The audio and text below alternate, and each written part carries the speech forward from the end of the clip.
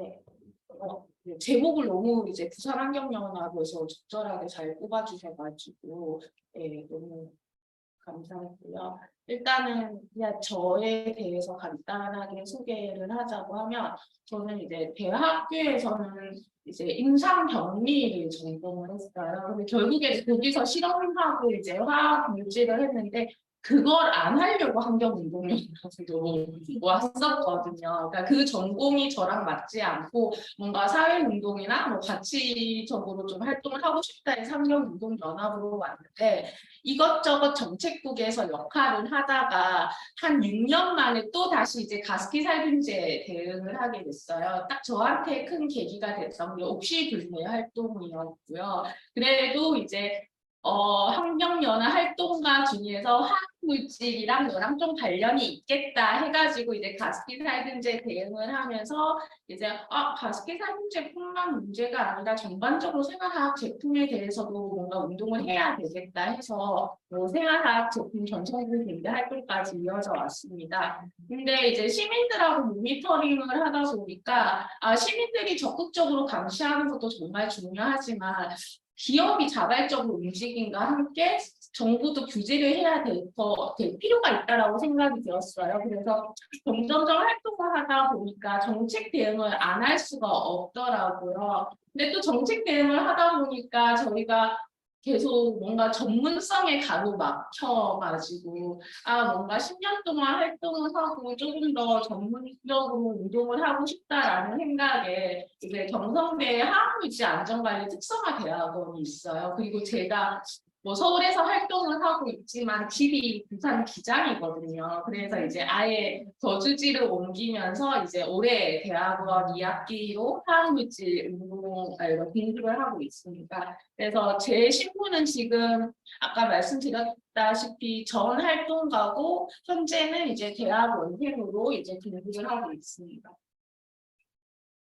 그래서 예전에는 이제 환경 문제라고 하면 너무나 열심히 대응하시겠지만 뭐 생태라던가 바다라던가 뭔가 토양 수질 되게 외부적인 거였는데 어느 순간 이 환경 문제가 우리 집 안으로 들어온 것 같다는 생각이 들어요. 이제 가습기 살균제뿐만 아니라 뭐 일회용 생리대 휘발성 물질이 나온다거나 우리가 먹는 계란에 살충제가 검출이 된다거나 그리고 환경연합에서도 엄청 열심히 대응을 했는데 이제 라돈 침대, 라텍스 베개에 또 방사성 물질이 나온다거나 그리고 애기들을 또 보면 장난감에 뭐 가습기 살균제 물질이 나온다거나 여러 가지 우리 집안에서도 환경 문제가 일어나고 있고 그 환경 문제가 우리 인체 안전성하고 정말 직결되는 얘기여서 2016년 가습기 살균제 계기로 시민들이 이제 우리 집안의 환경 문제에 대해서 엄청 뭔가 경각심이 들기 시작했고 언론에서도 많이 보도가 됐고 그리고 시민사회 단체도 운동이라는 게 좀 되게 뭐 핵발전소나 기후변화 운동도 너무 중요하지만 우리 시민들이 일상에서 하는 뭔가 환경 이슈로 좀 많이 옮겨진 것도 있습니다. 그때 이제 제가 이제 활동을 저도 시작하게 된 거고요. 아까 말씀드렸지만 전반적으로 저도 그렇고 시민사회 그리고 사회적으로 화학물질이 관심을 가지게 된 계기가 가습기 살균제가 정말 큰 이슈였고 너무나 아시겠지만 많은 피해자들이 발생을 했습니다.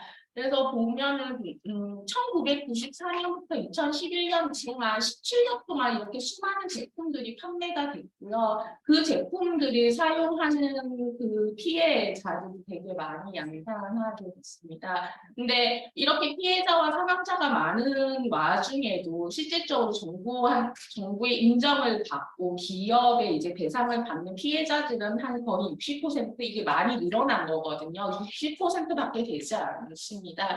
그래서 지금 계속 정부에서 인정하고 있지만 현재 7,000명 중에서 4,000명 정도밖에 이제 인정받지 못하고 있고요.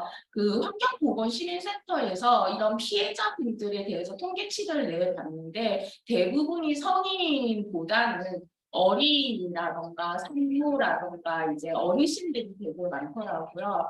그래서 생각해 보면 제일 이제 화학물질이라는 부분에서 취약계층일 수도 있고, 그리고 가습기 살균제, 가습기를 어디서 제일 많이 사용하냐 보면은 그 아기 낳고 나서 조사만 맞나요? 산후조리 아직 네.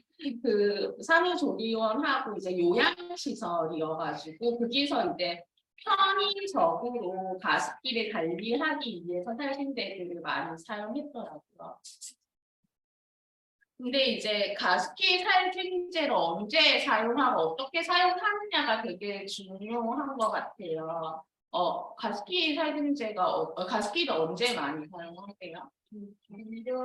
그렇죠. 건조 여름에는 습하니까 잘 안 사용하고 겨울에 건조하고 우리나라 특징이 다른 외국하고 다르게 아파트 구조인데 온돌 문화예요. 그러니까 엄청 더 건조해지고 이렇게 또 겨울 되면 추우니까 이렇게 환기도 잘 안 하게 되잖아요. 그래서 보면은 본래 가습기 살균제 용도라고 하는 게 그러니까 어떻게 사용해야 되냐면 우리가 설거지를 하잖아요. 설거지를 하면 그 세척제로 해가지고 씻고 헹구어야 되는데 이제 기업에서는 그것도 번거롭다 해가지고 가습기 물통에다가 살균제를 같이 넣어서 이제 분무하는 형식으로 이렇게 자기들이 국내 최초, 세계 최초로 제품을 만들었다 해서 판매하기 시작을 했어요. 그러면서 가습기 물통에 이제 살균제랑 같이 넣고 이제 분무하게 나오면서 이게 되게 미세한 입자로 나오잖아요. 그걸 호흡하게 되면서 이제 폐로 직격탄으로 이제 영향을 미치게 되는 겁니다. 그리고 기업들도 그렇게 사용하라고 권장을 했고, 그리고 그러니까 그렇게 사용 방법을 안내했고, 정부도 KC 허가를 그러니까 허가를 주면서 이제 시중에 판매하게 되는데요. 그러면 이 가습기 살균제가 되게 나노물질 입자처럼 미세하게 분무하게 되는데 이걸 흡입했을 때 안전하냐가 되게 관건인 거잖아요. 너무나 뭐 잘 아시다시피 대부분은 이제 가습기 살균제 판매하기 전에는 이게 흡입해도 되는지 안전한지 안 안전한지에 대해서 아무도 몰랐어요. 근데 가습기 살균제 피해자가 발생하고 역학조사를 하고 그러고 저런 실험을 하니까 흡입했을 때 되게 유독한 물질이라는 걸 알게 됐어요. 그러니까 예를 들면 가습기 살균제의 사고가 터진 건 2011년인데 날짜를 보시면 2012년에 심사를 하게 되고 그 다음에 유독물질로 지정을 하게 되는 거잖아요. 그러니까 그 이전에는 이게 이 물질의 안전성에 대해서 아무도 체크를 하지 않았고 판매가 됐던 거고 사고가 발생해가지고 드디어 이제 뭔가 유독물질로 지정하게 되고 이제 그런 흡입할 수 있는 제품에는 사용하지 말자가 되거든요. 그래서 뭐 이런 세 가지 물질이 주 위주로 사용되었고요. 대부분이 옥시불매 운동으로 해가지고 옥시 제품만 가습기 살균제랑 이제 연관을 하는데 옥시 말고도 홈플러스나 롯데마트 그리고 SK케미컬이라던가 다이소에서도 제품을 판매를 했어요. 근데 옥시가 워낙 피해자분들이 많다 보니까 좀 대표 기업으로 되어 있는데 그때 가습기 살균제가 너무 잘 팔리니까 다른 기업들도 똑같이 그냥 제품들이 만들기 시작했던 것 같아요. 그래서 수많은 제품들이 판매가 됐고 여기에 보면은 뭐 옥시에서 판매했던 거나 아니면 다른 기업에서 판매했던 가습기 살균제 같은 경우에는 이런 가습기 살균제 그 피해와 그리고 이 제품 간의 연관성이 확인이 됐어요. 근데 여전히 확인이 되지 않은 게 CMIT, MIT 물질이라는 거예요. 그러니까 여전히 조사 중인데 그 이유는 옥시는 pHMG라는 물질을 사용해가지고 유죄 판정을 받았어요. 근데 이게 유죄 판정을 받을 수 있었던 게 동물 실험에서도 그렇고 피해자한테서도 그렇고 똑같이 폐가 딱딱해지는 섬유화가 진행이 돼서 이건 인과관계가 있다라고 해가지고 옥시는 유죄 판정을 받았는데 SK케미컬은 여전히 무죄예요. 왜 그러냐면은 피해자는 있어요. 피해자 중에서 폐석류화, 옥시 제품과 같이 폐석류화가 발생이 됐는데 문제는 동물 실험에서 지실험에서 폐석류화가 발견되지 않았기 때문에 이 제품과 인과성이 없다 해서 여전히 조사 중이고 무죄 판결을 받았습니다. 그래서 피해자분들은 여전히 SK 앞에서 피켓팅도 하고 기자회견도 하는데 왜냐하면 나는 동물 실험은 일어나지 않았지만 사람이 피해가 일어났으면 인정을 해줘야 되지 않냐라는 거죠. 왜냐면 동물 실험에서 피해가 이게 꼭 사람하고 연관될 수가 없는 거잖아요. 그래서 여전히 SK케미컬은 무죄를 받고 있고 피해자들은 이렇게 활동을 하고 있습니다.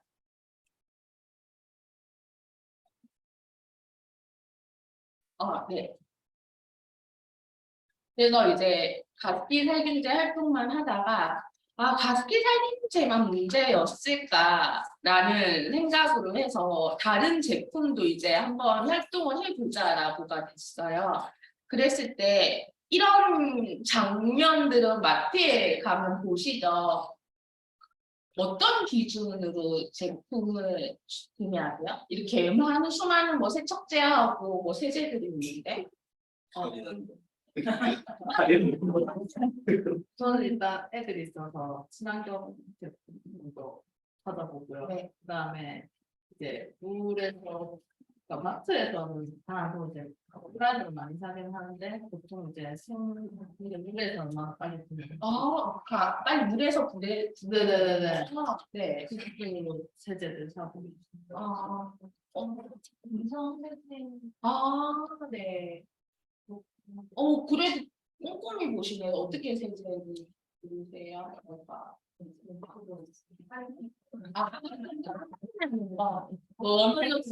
저도 그렇게 하네. 어떻게 뭐 세탁소 뭐 살 때 뭐 어떻게 보세요?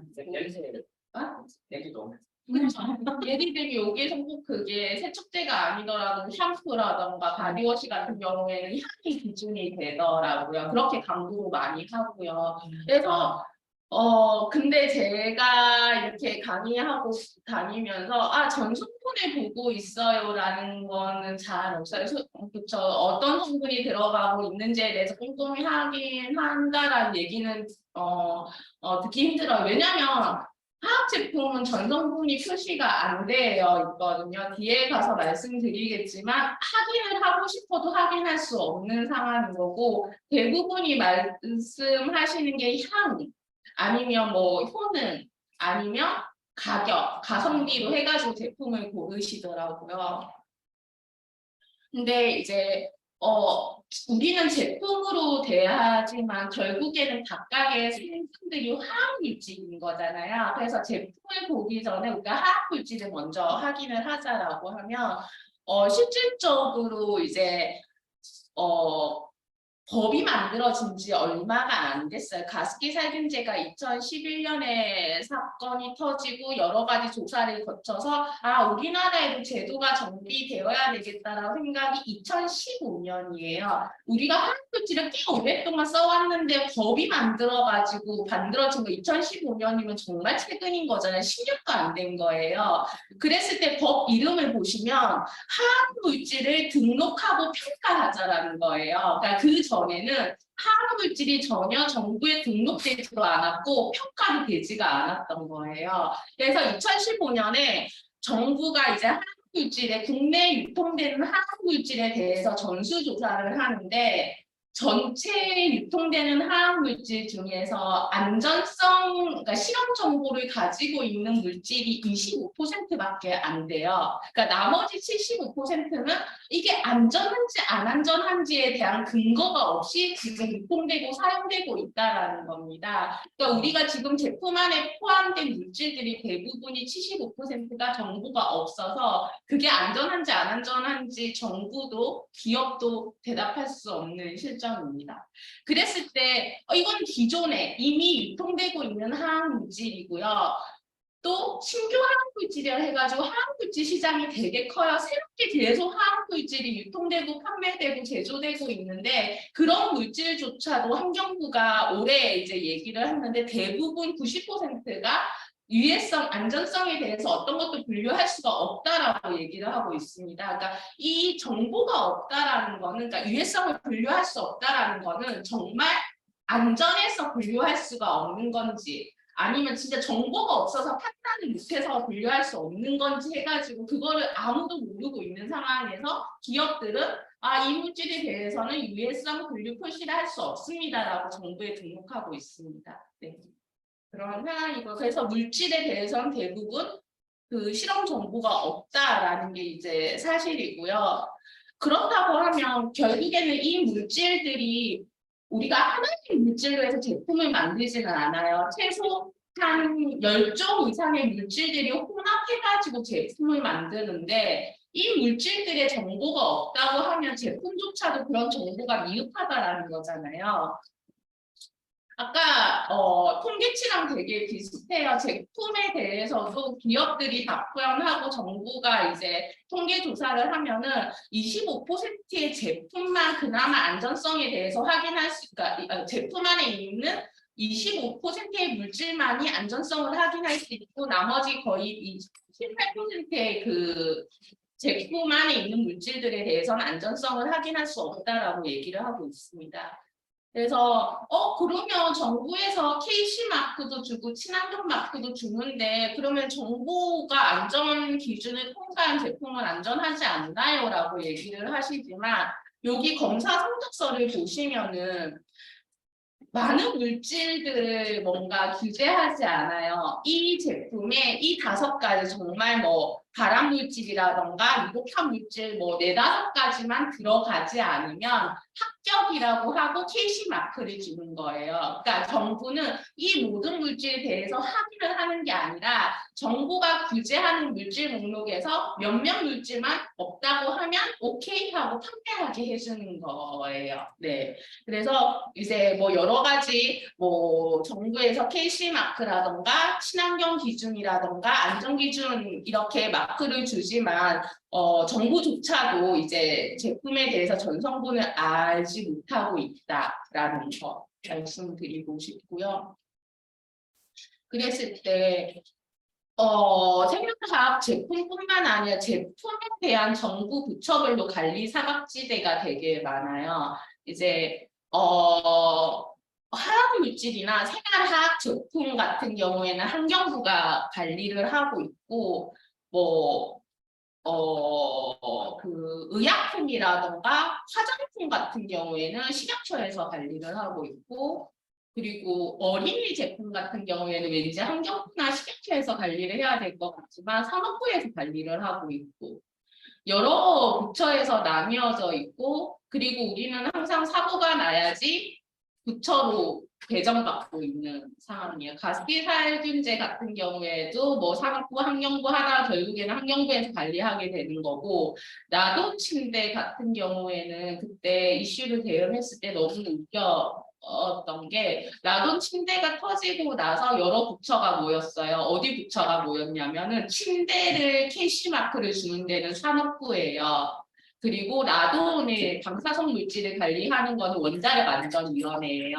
그리고 이 라돈 침대 KC 그 친환경 마크를 주는 데는 환경부예요. 그러니까 각각의 부처에서는 자기가 관리하는 것만 하는 거지, 라돈 침대에 대해서 전체적으로 관리하는 부처가 없었던 거예요. 그러니까 항상 이렇게 한 제품이더라도 부처별로 다 나뉘어서 관리하고 있고, 이렇게 사건이 터져야지 이제 방사성으로 된 뭐 가공 제품이라던가 이런 물질이 들어가 있는 제품은 이제 원자력 안전위원회에서 관리하도록 한다라고가 되는 거고, 이유로는 뭐 라돈 침대라든가 방사성이나 응용 물질이 들어가 있는 제품들이 이제 원자력 안전위원회에서 관리하고 있는 겁니다. 그래서 항상 뭐 여러 가지 사건이 터지고 나서야 이제 각각 부처별로 이렇게 좀 배정되어 있고, 그리고 그 부처별들이 서로가 협력을 하거나 소통을 잘 하지도 않는 상황입니다. 근데 우리가 제품을 살 때 이거는 환경부에서 관리를 하지, 이건 산업부에서 관리를 하지, 이건 시약처에서 관리하지, 그렇게 사지는 않잖아요. 그래서 계속 제품들은 새롭게 제조되고 판매되고 있는데 정말 이런 게 다 따라갈 수 있을까 우리가라는 생각이 들고 관리 사각지대가 우리도 모르게 되게 많다라는 걸 말씀드리고 싶어서 이 슬라이드를 준비했습니다. 그래서 그러니까 저런 구멍들이 많으니까 그 이후에 이제 생활 속 화학 물질에 대해서 불안한 게 너무 많이 나오는 거죠. 뭐 아기를 위한 물티슈라고 했을 때 물티슈에서 가습기살균제 성분이 나온다던가 왜냐하면 가습기살균제 성분이 살균제이면서 보존제여서 가습기살균제뿐만 아니라 많은 제품에서 사용되고 있었어요. 그리고 뭐 유화 매트에서도 금지 물질이 나가는데 이제 친환경이라 해서 판매되고 있는 거. 그리고 어린이들 보면 그 학교 앞에 문방구에 화장품이 되게 많이 팔아요. 많이 바르기도 하고. 근데 그게 적합하게 식약처에서 관리를 하고 있냐라고 하면 여전히 물음표인 거고요.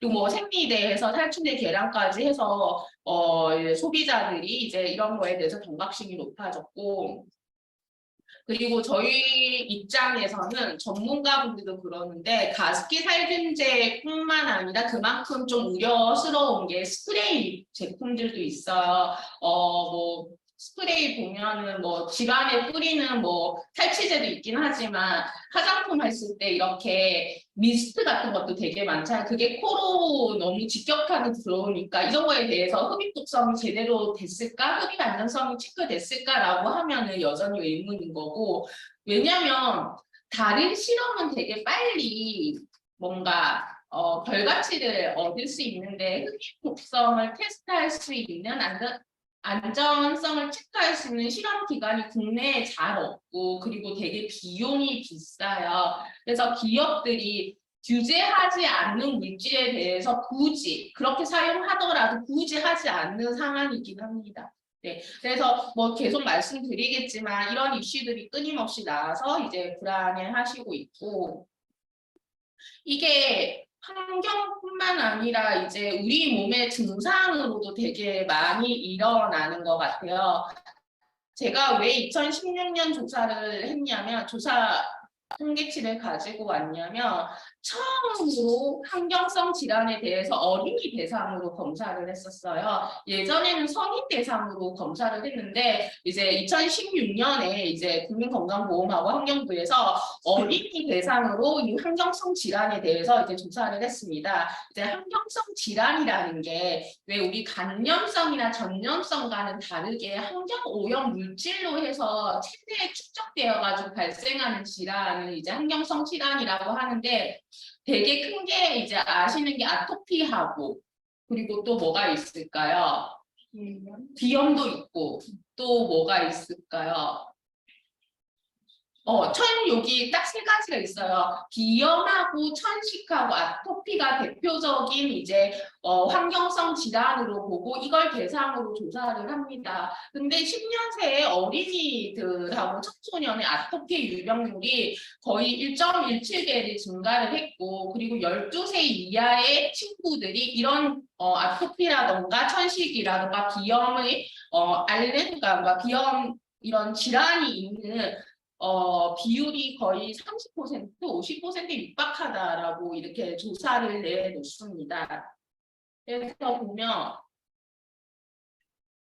애기들 같은 경우에는 피 검사를 못해요. 그래서 처음으로 요중에 그러니까 그 소변중에 이제 비스페놀이라든가 프탈레이트 같은 이 대표적인 환경 오염 호르몬에 대해서 이제 조사를 해봤는데 여기 보시면 아시겠지만 제일 어린아이가 제일 높고요. 그 다음에 초등학생, 중고등학생, 성인으로 해가지고 이렇게 낮아져요. 그러니까 아기들이 어른들에 비해 가지고 이렇게 체내에 이런 몸속 환경 호르몬이 되게 높은 거죠. 그러니까 그 이유가 두 가지 정도로 생각을 해볼 수가 있는데 일단 애들이 방바닥을 기어다니면서 온갖 장난감 같은 거를 빨잖아요. 그러니까 이제 우리가 방바닥을 기거나 뭔가 접촉하는 것보다는 아기들이 빈도수가 너무 높고요. 그리고 두 번째는 성인 같은 경우에는 몸에 비해서 프탈레이트가 많이 들어와도 그렇게 영향을 미치지 않는데 애기들 같은 경우 몸이 되게 작잖아요. 근데 여기에 조금이라 들어오면은 이제 애기들한테 영향이 되게 큰 거죠.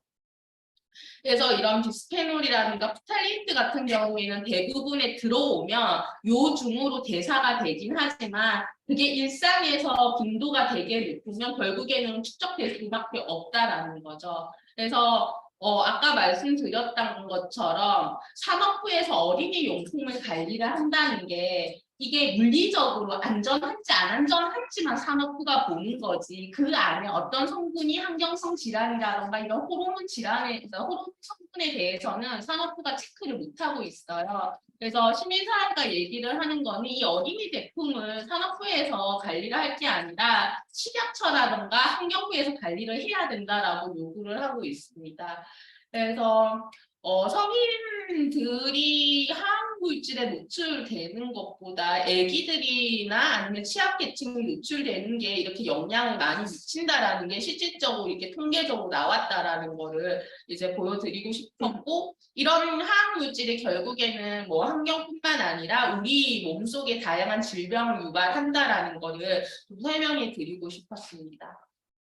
그러면 이런 사실은 알겠고 그럼 우리는 어떻게 안전 정보를 확인할 수 있을까? 그게 제일 중요하잖아요. 그래서 이게 페브리즈 다 아시죠? 뭐 앞에 뭐 향균 99.9%가 있고 향 다운이 향이 난다라고 막 얘기를 하고 있는데 뒤에 저렇게 표시되어 있는 거 보면은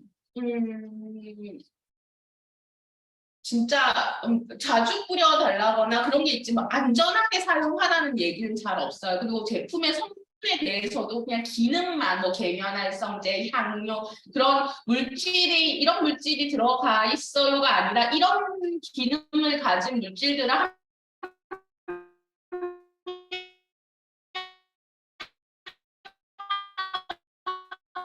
있어요만 표시가 되어 있고 저렇게 저희가 이제 2016년부터 팩트체크 캠페인을 했어요. 예를 들면 나는 이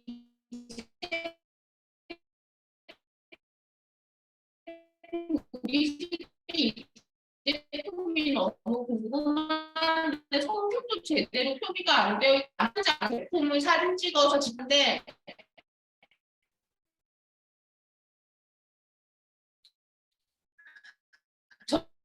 저희가 그거를 기업들한테 다 이제 공유하고 이제 시민들하고 이제 같이 활동을 진행했습니다. 그래서 이렇게 여러 가지 메시지로 해서 제보가 들어와요. 뭐 어떤 성분이고 이 계면활성제 중에서 이거는 어떤 성분인지 이거는 안전한지 해가지고 이제 저희가 제보를 받으면 기업들한테 저렇게 질의를 해요. 뭐 성분이라던가 함량이라던가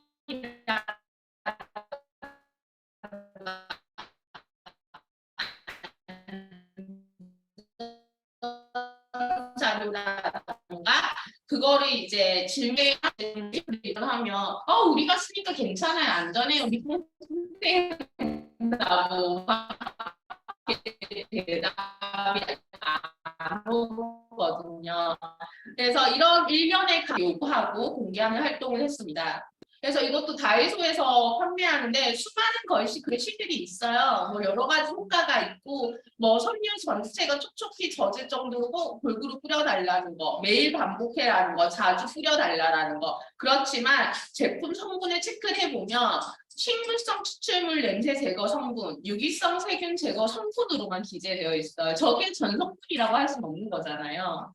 이렇게 해서 저희가 기업한테 물어봤습니다. 근데 이 기업은 되게 친절한 기업이에요. 왜냐하면 그거에 대해서 함량까지 공유를 해줬거든요. 기업들한테는 전성품뿐만 아니라 함량은 되게 영업비밀이에요. 왜냐하면 저걸 그대로 해가지고 또 다른 제품들을 만들 수 있어서 근데 솔직히 뭐 제가 저런 거에 대해서 화학물질명을 안다고 해서 함량을 안다고 해서는 저도 이게 안전한지 안 안전한지 알 수가 없어요. 근데 보시면 아시겠지만 여기에 같이 독성에 관한 정보가 있습니다. 뭐 독성에 관한 정보와 환경에 미치는 영향이 있는데 보면 아까 말씀드렸던 것처럼 정부라고 했을 때 입으로 마셨을 때랑 흡입했을 때랑 만성 그리고 생식독성이라고 해가지고 다음 세대에 영향을 미치는지 발암성이 있는지 이런 거에 대해서 자료가 없다. 그러니까 이거에 대해서 독성이 없다라는 게 아니라 어떤 것도 판단할 수 있는 자료가 없다라고가 옵니다. 뭐 환경에 미치는 영향도 마찬가지고요. 그러니까 이런 제품들을 사용하고 있음에도 대부분은 그냥 사용하고 있다. 이때까지 안전했으니까 사용하고 있다.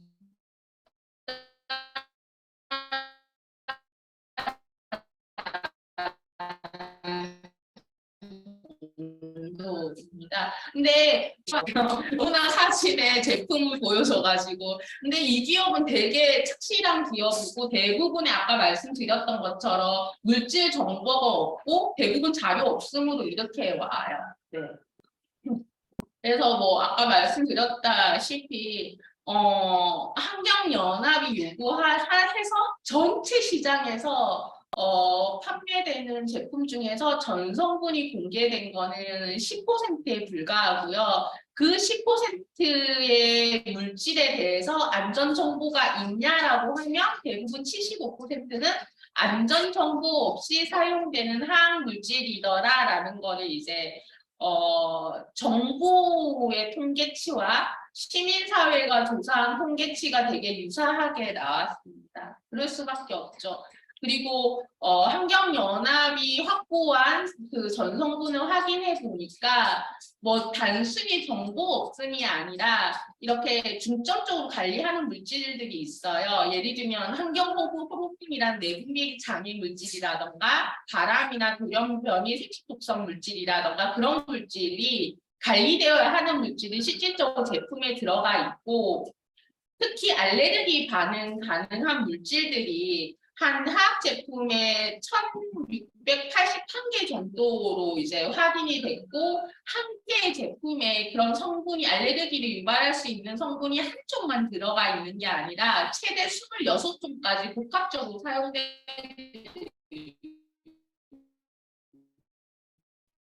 있더라. 그리고 현재 물질처럼 항균이라든가 살균이라든가 그런 기능을 가진 태생물 물질인데 그런 물질들도 대부분 80% 이상은 안전성이 평가가 되지 않고 있더라라는 것을 확인을 했습니다. 그리고 요새 나노물질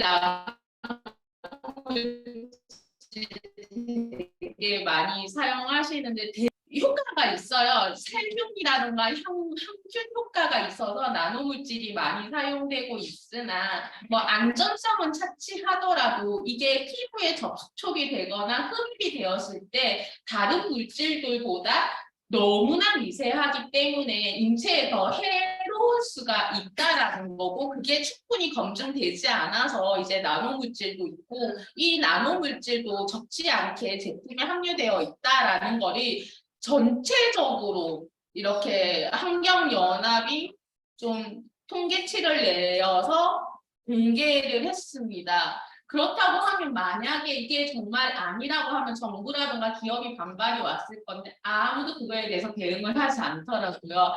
그래서 이게 우리가 생산화학 제품 내에 들어가 있는 게 정말 현실이구나 사실이구나라는 거를 다시 한번 확인할 수 있었고요.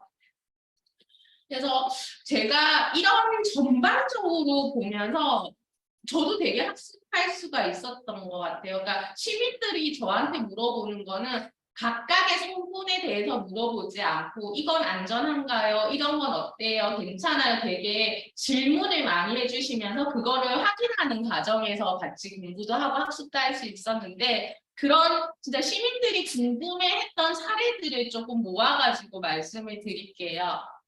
아까 친환경 제품 선택하신다고 그러셨잖아요. 친환경이 안전하다고 생각을 하시는 거죠? 네. 어떤 부분에서요? 일단 여기 있는 것처럼 생산소 되게 가정에서 일단 전체적으로 환경 오염. 그러니까 우리가 환경이 지구 환경도 우리 일상생활에서도 다 환경이라고 하잖아요. 네네. 그러니까 이 모든 환경에서 환경을 이제 좀 생각한 제품이니까 네 그렇게 생각하고 저도 환경에 조금이라도 이제 조금 덜 영향을 미친다라고 하면 인체에도 영향을 덜 미치겠다 정도까지는 생각을 할 수가 있을 것 같아요. 근데 저도 그렇게 기업이 홍보도 많이 해왔고요. 보시면 뭐 애기 매트에서 뭐 속까지 친환경 제품이라고 해서 안전성을 얘기를 하고 있거든요. 근데 실질적으로 친환경 제품이 어떻게 규제되고 있냐라고 하면은 인체 안전성에 대해서는 전혀 확인을 하지 않고 어떻게 생산이 돼서 소비하고 폐기하면서 이산화탄소를 좀 줄였는가, 폐기물이 좀 줄였는가, 아니면 수질에 덜 오염을 미쳤는가만 확인을 하는 거지. 이게 인체 안전성과는 조금 무관하거든요. 당연히 말씀하신 것처럼 환경에 덜 유해를 미친다고 하면 인체에 안전할 수 있겠다라는 거는 이제 저희의 추측인 거지. 그거를 점검하지를 않는다라는 거예요. 근데 여전히 이제 기업들은 친환경 제품을 엄청 인체에 안전한 것처럼 홍보하고 마케팅을 한다라는 게 맹점이 있는 거고, 라돈 침대 같은 경우에도 친환경 생활 가구를 해서 마크를 받아오면서 시민들이 오해를 했다. 이거가 되게 인체에도 안전하겠다라고 생각을 한 거죠. 그래서 그냥 정부도 그래요. 이거는 친환경 제품이 인체 안전성하고는 상관없이 그냥 조금 더 환경에 덜 유해한 걸로 이제 제품을 좀 사용을 촉진하자라는 건데 기업들은 이 마크가 정말 대단한 뭔가 인체 안전성을 검증해 주는 것처럼 홍보를 해가지고 소비자들이 오인하고 있고 실질적으로 아까 전에 친환경 마크를 주는 관리 기준이라는 게 보여드렸던 것처럼 몇몇 항목만 합격이 되면은 저런 마크가 너무 쉽게 달 수 있다라는 거죠. 그래서 말씀드렸던 거는 친환경 제품은 좀 인체 안전성이라던가 인체 유해성하고 같이 이제 보시면 안 된다라는 건 좀 말씀드리고 싶었고요. 이 마크도 되게 많이 보셨을 거예요. 항균 99.9 해가지고 그 뭐지 코로나 이후에 손소독제 되게 많이 사용하시잖아요.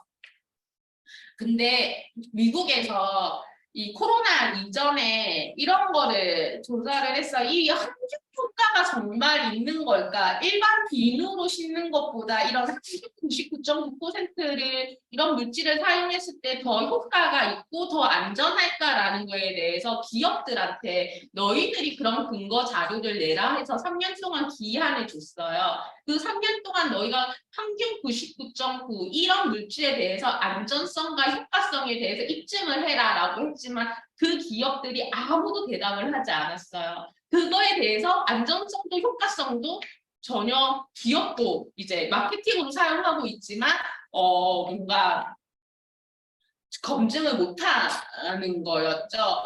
그래서 이제 전문가 분들은 아시겠지만 이런 항균 물질이 점점점 많이 사용하다 하다 보면은 내성이라는 게 생긴 거잖아요. 내성이 생길 수도 있고 그리고 이런 물질이 대부분의 항균 물질이라던가 해서 축적이 돼요. 기업이 그걸 입증을 못하자 이제 트리클로산이라던가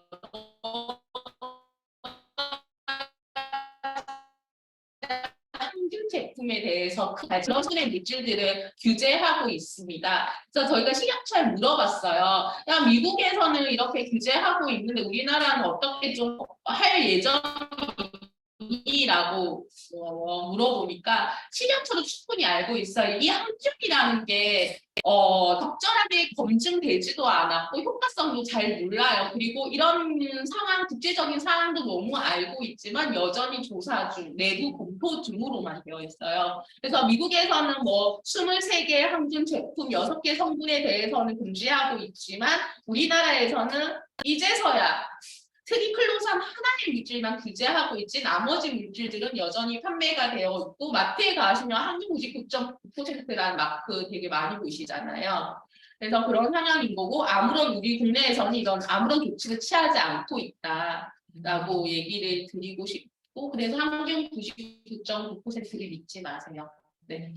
이렇게 하고 그리고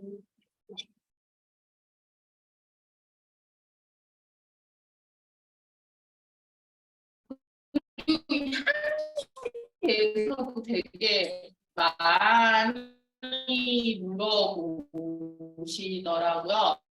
제품 같은 경우에는 이게 향수 제품인데 그나마 한 2020년부터 전성분이 표시가 되어 있어서 전성분이 이게 향료예요. 그러니까 향료만큼은 전성분이 공개가 안 되어도 되는데 두 가지가 있대요. 첫 번째는 이게 이 향이 제품에 대한 특성을 잘 보여주니까 영업 비밀이어서 기업들이 공개하기를 꺼려하는 게 필요라는 게 하지만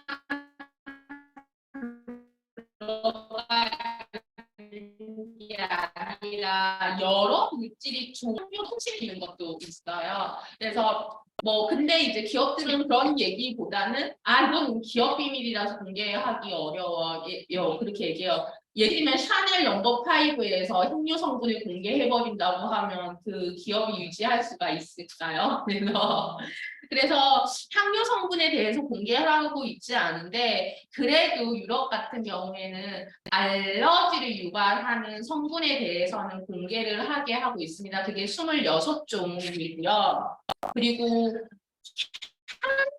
향이라는 게 문제가 아니라 저희가 걱정하는 거는 향료 안에 있는 보존제하고 첨가제예요. 그러니까 이 향만으로는 그 기능을 할 수가 없고 이 향을 은은하게 오랫동안 유지할 수 있는 보존제라는 게 되게 큰 역할을 하는데 대부분의 이 보존제가 이제 보시면 포탈리트 많이 들어보셨죠? 환경 호르몬 물질이란 말이에요. 근데 이 환경 호르몬 물질이 결국에는 우리 인체에 들어가면은 인체 호르몬하고 너무나 잘 결합을 해요.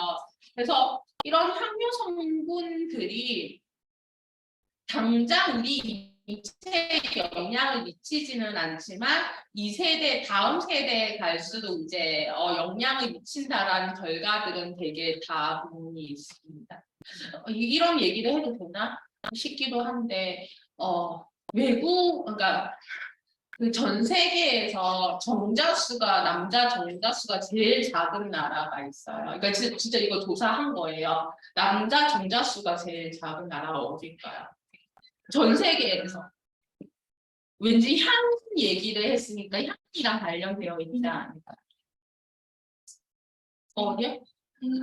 프랑스.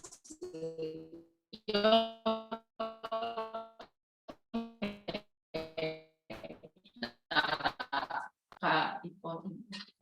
이탈에서 향수가 되게 유명하기도 하고 남자들이 엄청 뭘 많이 뿌리잖아요. 그래서 했을 때 전 세계 몇 개 국가에서 이제 이런 행식 호르몬에 대해서 검사를 하려고 조사를 해봤더니 이탈리아 남자분들이 정자수가 되게 작게 나타났다. 그게 향이랑 연관이 있지 않을까라고 이제 추측을 하고 있는 거죠.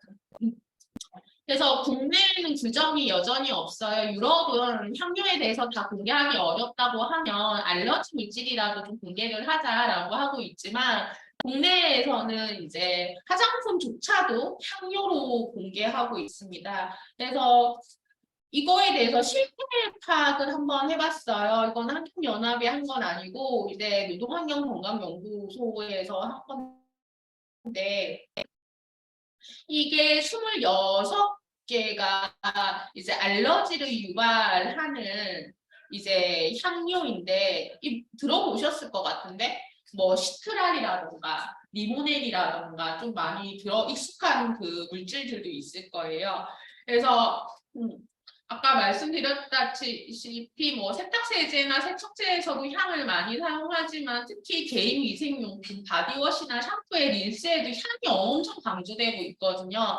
그래서 여기에서는 연구소여가지고 직접 실험을 분석을 하는 건데 이 바디워시하고 샴푸하고 린스하고 55개의 제품에 대해서 분석 실험을 했습니다. 근데 45개 제품에서 이 알러지 성분들이 기준치 이상 이게 많이 들어가 있고, 그러니까 82%죠. 대하고 있고, 제품 하나당 하나의 성분만 사용하는 게 아니라 이 여러 가지 향들이 복합적으로 사용하고 있다라는 거를 이제 실태 파악을 한 바가 있습니다. 그래서 이런 알러젠, 이런 향들이 복합적으로 사용하고 있고, 이제 세탁용품보다는 개인 위생용품이 되게 많이 사용되고 있다라고 얘기를 하고 있습니다. 제가 왜 그 얘기를 말씀드리냐고 하면, 우리가 하나하나 물질에 대해서도 우려를 가져야 되지만, 우리가 사용하고 있는 사용되는 화학물질에 대해서도 경각심을 가져야 되는 것 같아요. 예를 들면 우리가 아침에 일어나가지고 양치부터 설거지부터 뭐 폼클렌징부터 해가지고 여러 가지 물질들이 종합적으로 노출이 되었을 때 이런 효과에 대해서는 아무런 검증을 한 바가 없거든요. 그랬을 때 이 화학물질에 대해서도 안전성이 규명되어 있지 않은데 이런 물질들이 칵테일처럼 같이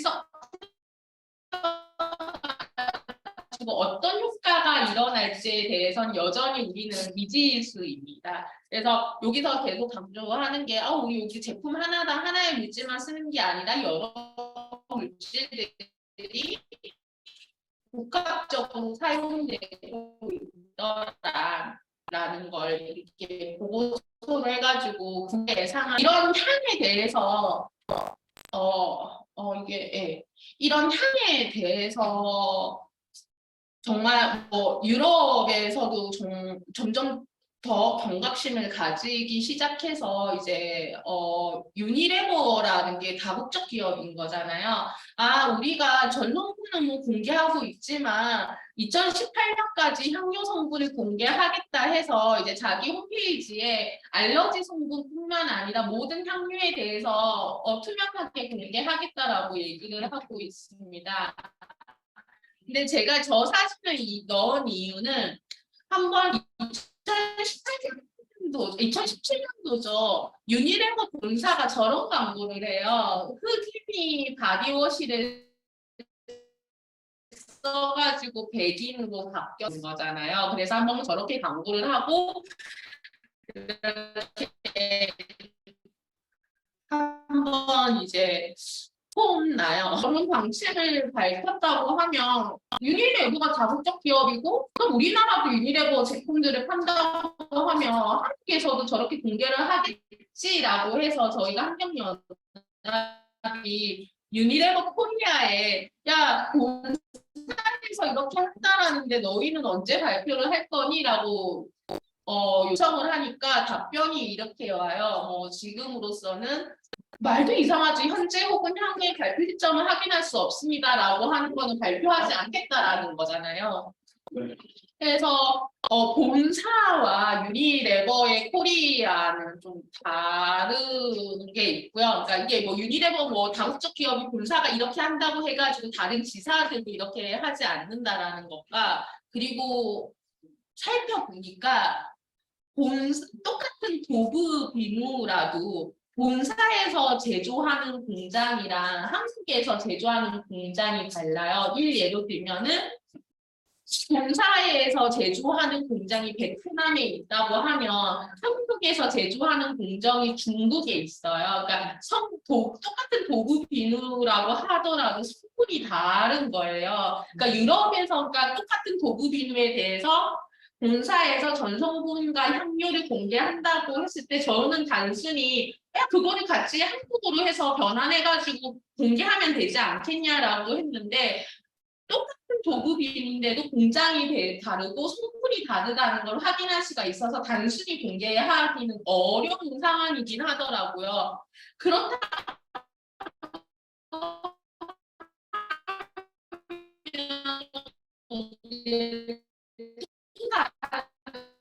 사실을 알게 된거 하더라도 다를 수가 있겠구나라는 생각을 했습니다. 그래서 여전히 본사의 홈페이지에 들어가면은 전성분뿐만 아니라 향유 성분을 공개하고 있지만 우리나라에서는 공개가 되지 않고 있죠. 네. 이게 2017년도에 물어봤지만 여전히 이런 부분이 유효한 상황입니다.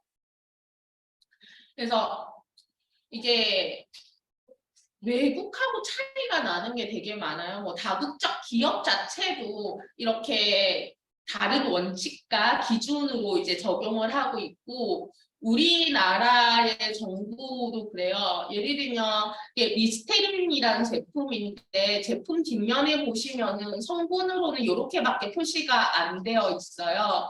근데 환경연합이 이제 아까 전에 팩트체크 캠페인으로 해가지고 물어보니까 그나마 이렇게 조금 더 세부적으로 공개를 해준 거였는데 너무 신기한 게 아마존닷컴의 홈페이지에 들어가 보면 한국까지 다 공개를 하고 있어요. 그러니까 똑같이 제품을 판매함에 있어서도 기업은 나라별로 다르게 좀 방침을 하고 있다라는 거를 했고 우리는 물어봐야지 시민단체가 물어봐야지 저런 것까지 공개를 해주는데 유럽 같은 경우에는 온라인상으로도 저렇게 주성분이라든가 구성분에 대해서 함량을 공개하고 있다. 이런 차이가 있다라는 거를 좀 보여드리고 싶었고 제가 왜 이 얘기를 하냐면요.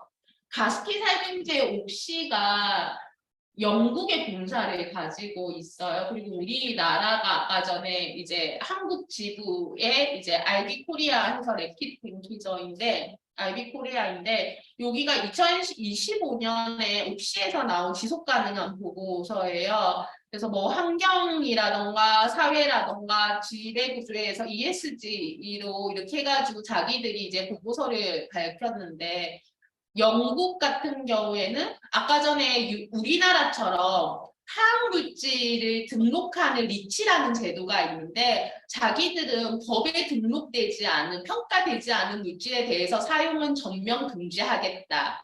그리고 2020년까지 자사 제품의 원자재 성분 정보를 100% 공개하겠다. 그리고 지배구조에 있어가지고 여러 가지 정보를 공개하겠다라고 영국 본사는 밝히고 있습니다. 근데 한국을 보면은 예전에 아까 전에 우리는 2015년에 합병법이 채택이 됐는데 그 전에 법으로 해서 유해 물질만 자기들이 관리를 하겠다라고만 얘기를 하고 있어. 그러니까 자기들이 사용하는 물질의 등록이나 평가하는 합병법이 만들어졌음에도 불구하고 그 이전이 유해 물질만 관리하겠다라고만 얘기를 밝히고 있고요. 저는 여기가 되게 기분 나쁘더라고요. 그러니까 얘네들은 모든 원자재 성분을 공개하겠다고 하지만 그거는 유럽하고 북미하고 호주에 한해서만 하겠다. 다른 나라에서는 공개를 안 해도 된다라고 얘기를 하고 있습니다. 그래서 한국 등 개발도상국은 제외하겠다. 라고 얘기를 하고 있습니다. 그러니까 저는 만약에 가습기 살균제 이슈로 본다고 하면 만약에 영국 본사에 지침 대로 그렇게 전 성분을 공개를 하고 법에 등록된 물질만 사용했더라고 하면 가습기 살균제가 판매가 되었을까라는 생각이 드는 거죠. 네. 그래서 이중 기준이라는 게 선진국에 소재한 다국적 기업이 본사와 외국 지사에 좀 서로 다른 제도와 원칙을 적용하는 것인데 저는 최소한 다국적 기업 같은 경우에는 조금 자기들이 가지고 있는 지사, 자기들이 가지고 있는 브랜드에 대해서는 사회적 책임을 가지고 임해야 된다고 생각을 하고 아까 전에 정부에서도 아까 식약처 말씀드렸던 것처럼 전 세계적인 흐름에 못 따라가는 거예요. 저는 그거는 상당히 기업의 눈치를 보고 있다라고 생각을 하거든요. 그래서 정부는 좀 국제적 수준의 지침과 협약에 좀 맞게 좀 법제화도 만들고 규제도 만들어야 된다고 생각합니다. 그래야지 이런 옥시라던가 가습기 살균제 사태가 또다시 발생하지 않을 거라고 생각을 합니다. 네, 그래서 이것도 다른 이슈인데요. 이건 한 제가 2018년도에 활동을 했던 거예요. 뭐 여전히 쉽게 바뀌지는 않은데 자외선 차단제 많이 사용하시죠? 혹시 이 이슈에 대해서 들어보신 적 있으세요? 없으시죠? 자외선 차단제가 두 가지가 있어요. 이제 물리적 차단제가 있고 화학적 차단제가 있는데 무기자차, 유기자차라고 얘기를 해요.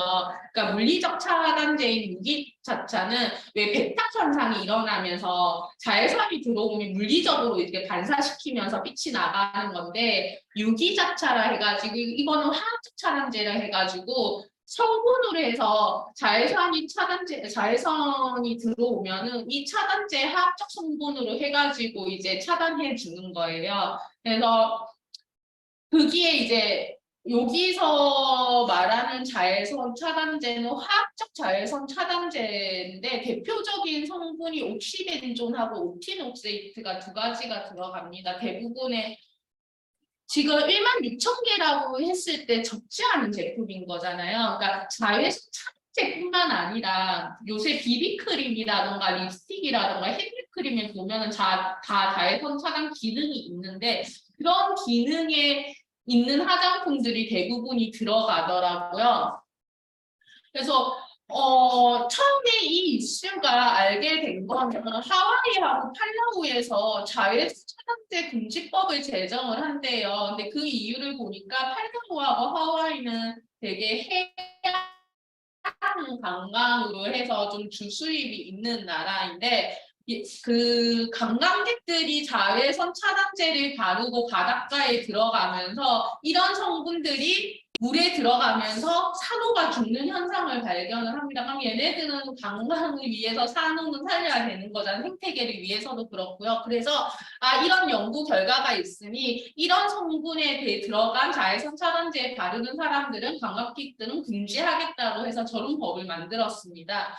그래서 그런 게 되게 대대적인 보도가 됐어요. 그 수영장에 저런 성분에 대해서 한 방울의 물이 들어가도 산호초가 다 백탁 현상을 일으키면서 이제 죽는 거예요. 그래서 보니까 이게 해양 생태계에 위협하는 좀 주요 물질이더라. 근데 문제는 시민사회단체라던가 미국의 환경단체는 그 이전부터 계속 얘기를 해왔습니다. 이 성분이 우리 몸속에 침투하면 생체 호르몬 작용을 해서 세포를 변화시킬 수 있고 뭐 피부 자극이라던가 여러 가지 뭐 피부 트러블이나 눈시림이나 가려움증 그리고 뭐 불임이라던가 정자수 감소를 유발할 수 있다. 그러니까 자외선 차단제라던가 화장품에서 이런 옥시벤존과 옥틴옥세이트를 사용하지 말자라는 거는 예전부터 주장을 해왔습니다. 그래서 저희가 활동을 했던 게 여기는 안 나와 있는데 저희가 시향처에 요구를 해가지고 이 두 성분이 들어가 있는 제품에 대해서 공개를 해달라라고 했을 때 16,000개의 제품에 대해서 공개를 했고 그때 캠페인을 어떻게 진행했냐면은 시민들이 자기가 가지고 있는 제품을 검색을 하면서 이 성분에 대해서 확인할 수 있도록 했습니다. 그래서 여기에 나와 있지는 않은데 잠깐만요. 네. 이렇게 이제 저희가 캠페인을 진행을 했어요. 뭐 화장품 제품명하고 업체명도 공개를 했고요. 시선이라고 해가지고 바다를 위해 선크림 성분을 보자 해서 당신의 선크림이라든가 비비크림은 안전한가요? 해가지고 검색을 해서 서명도 받고 했습니다. 그래서 정부가 규제를 하기에 앞서 기업들이 좀 바뀌어야 되겠다라는 생각에 저희가 한국 화장품이라던가 아로마티카라던가 엠프라니에 너희 제품에 이런 성분이 들어가 있는데 좀 빼달라고 했을 때 5개 업체에서 캠페인을 동참해 줬고요. 그때 정부의 규제까지는 가지 않았지만 언론이라던가 많은 곳에서 조금 여전히 이제 좀 홍보가 되고 있는 상황입니다. 이렇게 해가지고 한 9,000명의 시민들이 동참을 해 주셨고요. 그리고 그거에 대해서 대안으로 저희가 이런 웹자보를 만들어서 공개를 했습니다. 이렇게 해서 그 화학적 차단제보다는 무기자차 해가지고 물리적 자외선 차단제를 사용하자라는 거였고 아까 옥시벤존하고 옥틴옥세이트를 사용하지 않는 자외선 차단제를 사용하자라고도 했고요. 요 세 번째는 아까 저 스프레이 같은 경우에도 되게 위험하다고 얘기를 했잖아요. 바르는 자외선 차단제를 사용하고 스프레이 자외선 차단제는 피하자라고 이제 제안을 드렸고요. 그리고 아까 스프레이만큼 좀 우려하는 게 이제 나노 물질에 대해서 논나노 선크림을 선택을 하고 향 성분을 꼼꼼히 확인을 해가지고 안전한 선크림을 선택하자라는 캠페인을 진행하기로 했습니다. 네. 그리고 네. 이거고요. 화장품이 그나마 좀 접근하기가 좀 쉽더라고요. 이것도 이제 환경운동연합이 조사해가지고 지난해에 2년 전에 이제 발표를 한 건데요. 그 프라이팬 코팅제 보면은 기름이 이제 잘 안 붙는 안 눌러붙는 가브라 화합물이 있습니다. 근데 이 가브라 화합물 같은 경우에도 화장품하고 물하고 이렇게 쉽게 뭐라 해야 되지? 그러니까 우리가 자외선 차단제를 받는다거나 립스틱을 받았을 때 물로 쉽게 지워지면 안 되잖아요. 그쵸? 뭐죠? 워터프루프로 해서 워터프루프 기능을 가진 제품들이 대부분 가브라 화합물을 사용하고 있더라고요. 저희가 이것도 아까 노동환경건강연구소랑 같이 했는데 그 워터프루프 기능의 립메이커, 자외선 차단제, 비비, 파우더, 파운데이션을 다 구매를 했어요. 그리고 나서 가브라 화합물이 들어갔는지 안 들어갔는지 조사 분석을 해보니까 20개 제품 중에서 10개, 50%의 제품에서 가브라 화합물이 검출이 되었습니다. 그래서 보면 립메이커 같은 거, 립스틱 같은 경우나 립틴트 같은 경우에는 전 제품에 이제 가브라함으로 확인할 수가 있었고 자외선 차단제랑 메이크업 베이스 그리고 파우더 팩트에서도 50% 이상 이제 검출이 되었습니다. 그래서 이 가브라함물은 굉장히 오래되게 좀 유명한 물질이에요. 오랫동안 환경 호르몬으로 지목되어 있었고요. 근데 환경 호르몬이라는 게 가습기 살균제 물질처럼 바로 독성이 나타나지 않아서 쉽게 규제도 할 수가 없었어요. 우선은 환경부만 규제를 하다가 이런 게 제품 안에 들어가 있구나 해서 이제서야 유럽하고 미국에서도 가불화물을 금지하고 있는 상황이거든요. 그러니까 여전히 한국 정부는 시민단체가 이런 조사를 하니까 우리가 실태 파악을 계속 요구를 했고 규제를 요구하고 있지만 쉽게 되지 않고 있습니다. 그래서 시민사회 입장에서는 이런 워터프루프 기능으로 해가지고 이런 화장품, 인체에 직접 접촉되는 화장품에 가브라 화합물이 상당히 들어가 있으니까 이거는 규제하자라고 요구를 하고 있습니다. 그렇지만 쉽게 바뀌지는 않죠. 네. 이렇게 해서 제가 모든 화장품과 그런 세탁세제로 해가지고 전성분을 요구를 하고 기업들을 엄청 괴롭힌 거죠. 그러니까 뭐 이 가습기 살균제 기업뿐만 아니라 여러 기업들한테 요구를 했는데 일단은 조금 가습기 살균제를 만든 아까 옥시, 롯데, 홈플러스 그런 기업들한테는 너희들이 잘못한 게 있잖아요. 그러니까 그 더 쉽게 접근할 수가 있었죠. 너희가 판매하는 제품에 대해서는 전성분을 공개해 달라라고 시민사회가 요구를 했을 때 옥시는 자발적으로 해줬어요. 근데 나머지 기업들은 왜 환경운동연합이 왜 우리가 공개를 해야 해? 했을 때 공개를 아무도 해주지 않고 있다가 이게 언론이 되게 무섭더라고요. 다이소, 롯데 이렇게 브랜드가 나가니까 그 다음날 다 공개를 해주기 시작했습니다. 그래서 바로 처음에는 다이소에서 공개 거부를 했다가 그 뒤에 댓글이 막 달렸어요. 다이소도 옥시처럼 불매를 해야 되겠구나. 롯데도 망해봐야 알겠구나 해서 그렇게 하루 지나니까 그 다음날 다 연락이 오면서 이제 생활화학 제품에 대해서 전성분해 해주겠다. 그리고 환경연합이나 그리고 자기도 홈페이지에 이제 공개를 하게 됐습니다. 그래서 이렇게 차곡차곡 쌓아서 아까 전에 뭐 팩트체크 캠페인을 하고 전성 공개 캠페인을 하면서 이게 옛날 자료이긴 하나 뭐 2016년에 20% 캠페인 시작할 때는 성공 공개를 하던 게 그래도 반 이상의 기업들이 전성분을 공개를 해줬고 이런 데이터베이스를 좀 축적해 왔습니다. 네. 그래서 기업들이 그렇게 하더라고요. 시민단체가 너무 괴롭혀서 못 살겠다. 차라리 규제를 만들어주면 우리가 그 정부의 규제대로 해가지고 하면 좀 쉽지 않냐. 시민사회 그래서 정부에서 연락이 왔어요. 아, 이게 규제까지는 가기가 기업들이 준비가 안 되어 있으니 대표적인 기업들하고 자발적 협약으로 해서 전성분을 공개를 하자라고 해서 이제 전성분 공개를 하게 됩니다. 그래서 지금은 잘 안 알려져 있지만 정부의 초록누리라는 홈페이지에 보면은 전성분뿐만 아니라 안전 정보까지 다 공개를 하고 있습니다. 솔직히 이 기업들이 우리나라 제품 시장에서 50%를 차지하는 기업들이에요. 대부분 대기업들이고요. 그래서 이제 대기업들이 움직여 주기 시작했고, 그리고 조금씩 이제 규제도 만들어 가고 있습니다.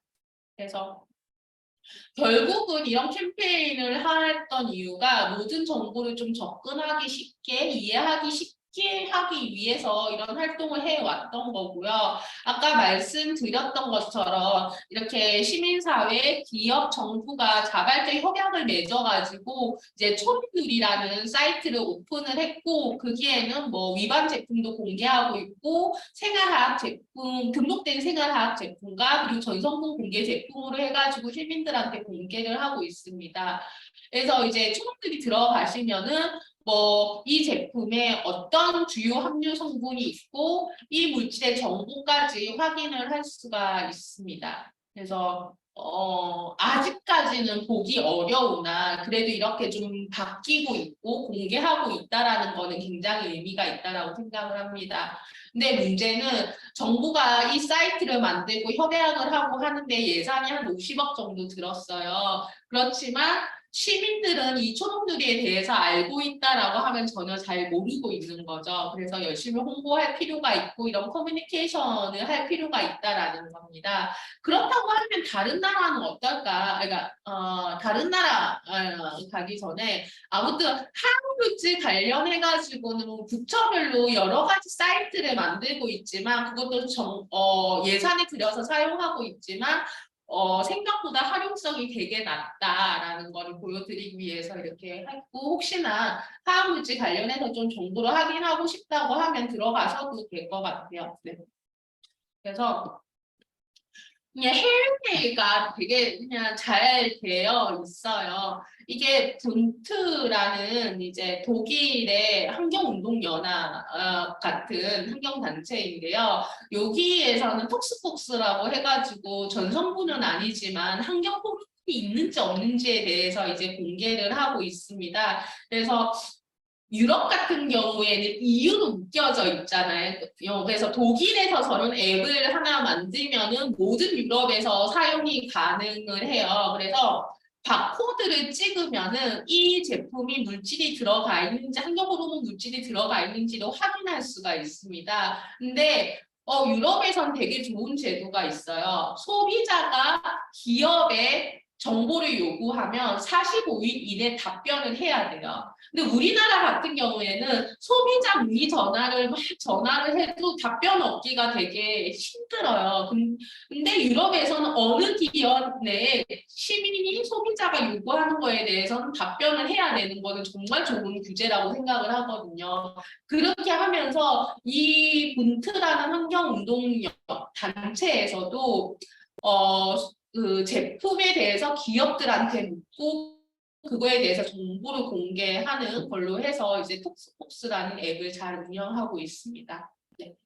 그리고 뭐 EWG는 너무나 잘 아실 것 같아요. 이거는 미국에서 이제 화장품뿐만 아니라 이제 화학 제품도 자기들이 등급을 매겨가지고 이 제품의 등급 1등급, 3등급 해가지고 등급을 매겨서 전성분에 대해서 안전 정보를 공개하고 있습니다. 혹시 화해라는 거 아세요? 네.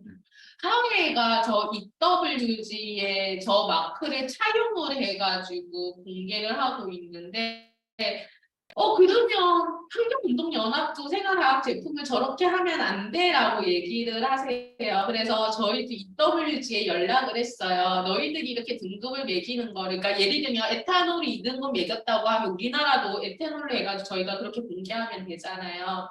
그랬을 때, 아, 너희들이 갖다 쓰는 거는 상관이 없어. 근데 나중에 기업에서 소송이 들어오거나 기준에 대해서 얘기를 하면 우리는 아무것도 해줄 수가 없어. 라고가 되는 거예요. 그러니까 예를 들면 얘네들이 어떤 전문가들의 평가를 거쳐서 2등급을 매겼을 거 아니에요. 그렇지만 우리는 어떤 평가를 해서 2등급을 매겼는지 우리는 알 수가 없는 거예요. 그러니까 얘네들은 수많은 전문가분들이 있어서 기업들이 문제 제기를 하면 그거에 대해서 충분히 대응을 할 수 있지만 나중에 환경운동연합이 우리나라 제품에 대해서 3등급, 5등급 매겼고 기업이 컴플레인이 들어온다고 하면 우리는 어떤 대답도 할 수 없는 상황이어서 환경운동 연합은 그렇게 생활화학 제품의 등급을 매기는 거를 포기를 했는데 그거를 항해에서 하더라고요. 처음에 항해가 어디서 시작했냐면 여성학년연대에서 시작을 했어요. 여성학년연대가 2010년도에 그 화장품 전성분 표기제 운동을 하면서 저런 항해를 만들었는데 결국에는 이제 기업에 넘어갔기는 했지만 왜 화기는 저렇게 등급을 그냥 차용해서 가져갈 수 있지라고 생각을 해서 기업들한테 물어보니까 기업들이 오히려 컴플레인을 걸면 이제 소비자들 있잖아요. 그러니까 할인을 많이 사용하는 소비자들 눈치를 볼 수밖에 없는 거예요. 그러니까 괜히 이슈를 만들기가 싫은 거예요. 그래서 네. 그래서 할인 운영을 하고 있더라고요. 네. 그래서 EWG는 미국에서 만든 그래서 여전히 너무나 막강하게 제품 DB를 가지고 있고 많은 성분에 대해서도 정보력을 가지고 있어서 이 사이트를 참고하셔서 제품을 보셔도 될 것 같아요. 그러니까 이게 꼭 제품을 안 넣고 물질만 넣어도 그 각각의 제품의 안전성을 물질의 안전성을 확인할 수가 있습니다. 그리고 이거는 저희가 그 덴마크에 그때 덴마크를 한번 갔다 왔었어요. 안식어를 얻어가지고 그래서 이 덴마크 소비자 단체에 가서 이 앱을 만들어서 이제 공부하러 갔는데 이게 아까 톡스폭스보다는 케미루펜이라는 앱이 유럽에서 굉장히 많이 사용하고 있습니다. 그래서 이거 핸드카미라는 이 핸드크림 많이 보셨죠? 되게 가격도 비싼데 근데 C등급이에요. 그러니까 유럽에서는 별로 사용하지 않는 그러니까 안전하지 않는 걸로 해서 평가가 되고 있는데 우리나라에서는 되게 비싸게 팔리더라고요. 그래서 이것도 덴마크 소비자 단체에서 만든 앱인데 거기에서는 진짜 실험을 해요. 그러니까 제품에 대해서 분석 실험하는 경우가 있고 두 번째는 아까 팩트체크 캠페인처럼 기업들한테 전성분을 얻어서 그렇게 공개해가지고 이렇게 등급을 매기는 것도 있습니다. 그래서 제품 등급을 A, B, C로 구분해가지고 A는 안전한, C는 가장 유해한 걸로 해서 공개하고 있고 A 같은 경우에는 해당 제품에 정부가 규제하는 물질이라던가 그리고 이 단체에서 유해하다고 선정한 물질이 함유되어 있지 않은 경우에는 A라고 주고요. B는 이제 아까 향료에 대해서 계속 얘기 드렸지만 알러지를 유발하는 성분이 들어가 있을 경우에는 B 그리고 환경 호르몬이라던가 발암성 물질 좀 아까 전에 저희가 중점 관리 물질이라고 했던 물질들이 들어가 있을 경우에는 C라는 등급을 매겨서 좀 소비자들하고 소통을 하고 있습니다. 근데 저는 되게 이게 어떤 영향이 있냐면 이게 그 환경연합의 사무총장님처럼 이분도 그 DCC 그 단체의 이제 사무총장인데 이거를 정보를 공개하면 공개할수록 소비자들이나 시민들이 C등급을 사용하는 제품을 안 사용하잖아요. 그러면서 자연스럽게 그 제품이 시장에서 퇴출이 된다거나 아니면 그 기업이 성분을 바뀌어서 C등급에서 A등급으로 가려고 하더라. 그러면서 전반적으로 유해한 물질 정보를 계속 제공하니까 이런 게 시장에 퇴출하는 거를 우리가 확인할 수 있었다라는 거를 얘기를 했습니다. 그래서 점점 더 이렇게 공신력이 점점 확대되니까 소비자들도 이 앱을 많이 사용하게 되고, 그리고 기업들도 이 단체야 이 앱에 대해서 눈치를 안 볼 수가 없잖아요. 그래서 점점점 더 안전한 시장으로 바뀌고 있다라고 얘기를 했습니다. 그래서 뭐 너무나 잘 아시겠지만 화해라는 화장품은 전성분이 너무나 잘 표시가 되어 있으니까 이렇게 앱이 만들어졌고, 아까 EWC의 평가 방식을 차용해가지고 이제 운영하고 있습니다. 그리고 네, 아까 시선에 대해서 말씀드렸고, 제가 이제 만들었던 하원이라는 그 앱이에요, 페이지예요. 저도 아까 DCC처럼 저렇게 공개를 하면 기업들도 바뀌고 조금 더 투명해지지 않을까. 왜냐면 안전성으로 접근하기에는 모든 제품에 대해서 환경연합이 뭐 분석을 할 수도 없는 거고, 그리고 그거에 대해서 전문성이 있는 거는 아니니까 전성분을 공개하되 안전 등급을 매기지 말고 우리는 이 제품이 얼마나 기업이 투명하게 공개를 하고 신뢰를 줄 수 있는지로 해서 등급을 매기기 시작합니다. 그래서 뭐 예를 들면 시민사회가 요구했고 아니면 정부하고 전성분 공개를 자발적 협약을 했다고 하면 정부의 투명 지수는 아주 투명으로 해서 이렇게 공개를 했어요. 예를 들면 아주 투명 같은 경우에는 전성분하고 함량을 충실하게 공개했는가, 투명은 제품의 전성분을 공개했는가, 조금 투명은 성분은 공개했는데 향료는 공개하지 않았거나, 불투명 같은 경우에는 전성분이 미공개했을 때 이렇게 등급을 매기셨습니다. 근데 일단 제가 환경연합을 퇴사하면서 이걸 유지 운영을 할 수가 없었던 게 첫 번째 조건이었고, 이 사이트를 운영하는 게 쉽지가 않더라고요. 계속적으로 업데이트하고 유지하는 것도 쉽지가 않았고, 세 번째 같은 경우에는 이미 환경연합이 활동을 하면서 기업들이 아까 촌누리를 통해 가지고 너무나 전성분을 기업의, 그러니까 정부의 예산으로 잘 더 활용하면 되겠다 싶어서 한 2회 정도 해서 이렇게 사이트를 운영을 했고, 지금은 닫혀져 있습니다. 네, 아쉽게도. 그래서 정보 공개가 왜 중요하냐라고 했을 때 시민들한테는 계속 전성분을 제공하고 확대를 해야지 시민들이 그거를 계속 지속적으로 감시하고 모니터링을 할 수 있고, 그리고 기업도 바뀌고 정부도 바뀔 수 있다라고 생각을 했습니다. 그래서 제가 이 사이트를 개발함에 있어가지고 좀 하려고 했던 게, 처음에는 전성분이 공개가 되고 전성분으로 인해서 안전성에 대해서 정보를 확보한 다음에 그 안전 정보를 가지고 조금 그러니까 그 안전 정보가 있다 없다 정도라도 판단을 할 수 있다라고 생각을 했습니다. 그래서 점점점 이렇게 아까 DCC처럼 정보가 투명하게 공개를 한다고 하면 우려 물질이라던가 우려 제품이 좀 저감될 수 있지 않을까라는 생각을 가진 것 같습니다.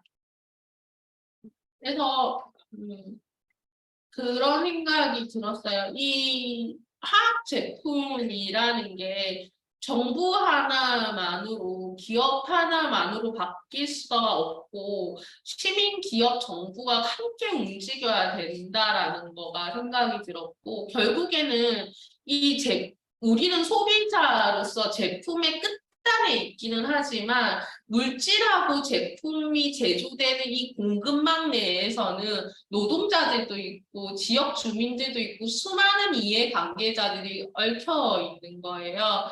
그랬을 때 소비자가 제품 안전의 강화를 요구를 했을 때 결국에는 물질도 안전한 물질을 사용하거나 관리가 될 수밖에 없기 때문에 전반적으로 화학 사고라던가 지역 주민 대응한테도 영향을 미칠 수 있겠다고 생각을 해서 끝단에서 소비자들이 안전한 제품, 안전한 원료를 요구하는 게 굉장히 큰 의미가 있겠다라는 생각을 해서 이렇게 생활환경 운동을 해왔었습니다.